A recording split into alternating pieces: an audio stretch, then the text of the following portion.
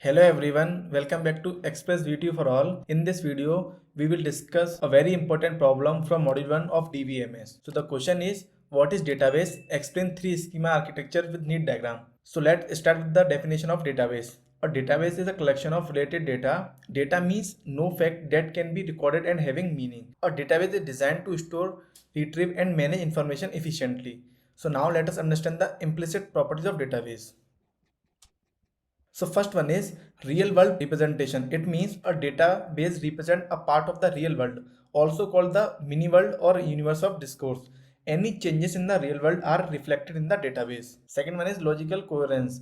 The data in a database is logically organized and related. Random data cannot be called as a database. Now move to third one, which is specific purpose.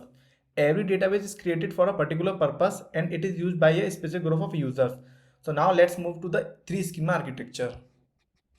So this is the diagram which is given here. You should write as it is and draw in the examination to get the full marks. Now let us understand what are the terms which is given in this diagram. This architecture is used to separate a user application from physical data storage and provide to data abstraction. There are three levels. First is the external levels. So our first one is external level, also called the view level. This level contains multiple user views. Each user can only the required part of the database. Now second one is conceptual level, also called the logical level. This level describes the complete structure of the database including entities, relationships and constraints but does not include physical details.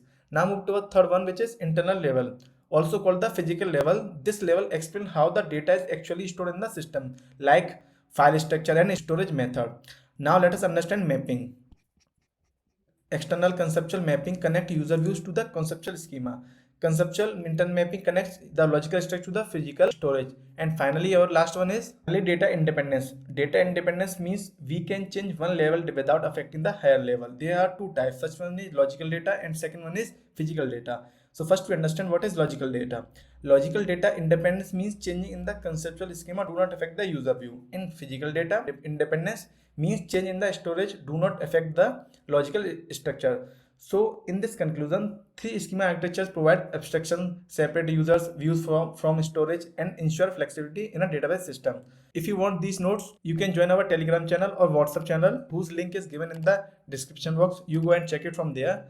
So thank you for watching our video. Please subscribe Express VTU for all.